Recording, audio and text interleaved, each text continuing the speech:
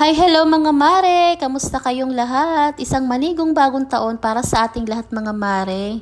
For today's video mga mare, i-share ko sa inyo kung paano ko ginawa itong suman na to na sikat talaga sa amin doon sa Samar. Ito nga pala mga mare ang suman na chocolate moron kung tawagin doon sa amin. Giniling na bigas mga mare yung madalas na ginagamit namin ito doon sa Samar. Kaso dito sa palengke sa amin ay wala akong nakita na pagilingan. Kaya naman yung ready to use na rice flour yung ating gagamitin for today's video. 1 kilo yung aking lulutuin mga mare. Bali itong aking inunang lutuin ay itong white moron. Bali kung ano yung sukat ng bigas, ganun yung dami mga mare ng gata. Tapos ayan mga mare, naglagay din ako ng 1/4 naman na margarine. Tapos maglalagay din tayo dito ng sugar. Ang ginawa ko dito mga mare, kalahating kilo ng white moron, kalahating kilo naman para sa chocolate moron. Ayan mga mare, pagka kumukulo na, inilalagay ko na nga itong ating rice flour. Pwede rin tayo maglagay dito mga mare ng mani or vanilla, masarap din yung kaso hindi ako nakabili kaya naman na ito na lang yung ating ginawa. Niluto ko lang ito mga mare hanggang sa maging ganito na itsura niya, parang donut. Tapos ayan, set aside lang natin yan.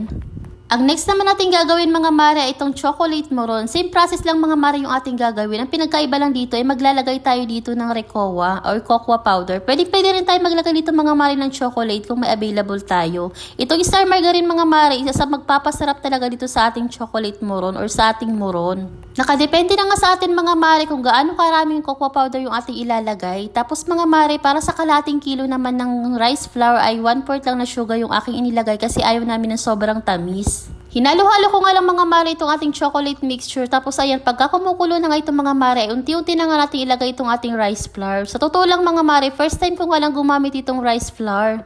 Kasi sa probinsya namin mga mare, madalas talaga namin ginagamit yung mismo kami yung magpapagiling ng bigas. Pero kere lang, masarap din naman yung kinalabasan nitong mga mare. Isa nga rin itong kakanin na itong mga mare sa mga handa namin noong New Year's Eve. Kaya naman ginawang ko talaga ito ng content para may bahagi ko sa inyo kung paano ko ito ginawa.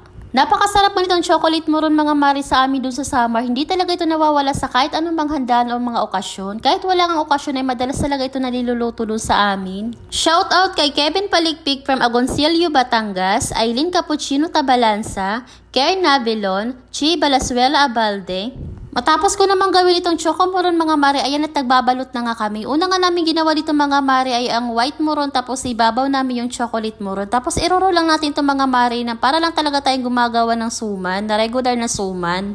At medyo matrabaho ka lang din talaga mga mare yung pagbabalot dito, pero para sa akin ito yung exciting part. At ito na nga mga mare yung ating chocolate moron. Tinapos nga lang namin mga mare yung mga mixture hanggang sa mabalot namin ito lahat. Sa totoo lang mga mare, kahit matrabaho nga yung suman na to or itong chocolate moron, hindi talaga kami nagsasawa na gumawa nito. Bihira na nga lang din kami makakain nito dito sa Maynila mga mare, kasi dito sa amin sa lugar namin, bihira yung naglalako or nagtitinda nito. At kung nanonood ka pa nga sa video na to mga mare, pa-comment naman kung saan ka para alam ko kung saan umabot ang video na to nang ma-shoutout ka sa susunod natin mga video. Niluto ko nga lang ito mga mare na 50 minutes to 1 hour. Tapos ito na nga mga mare ang ating finished product. Kain po tayo mga mare. Excited na nga kami mga mare, kaya naman ay mainit-init pa nga ito ay ni-slice na nga namin. And yun lang for today's video mga mare. Maraming salamat sa iyong panonood. God bless.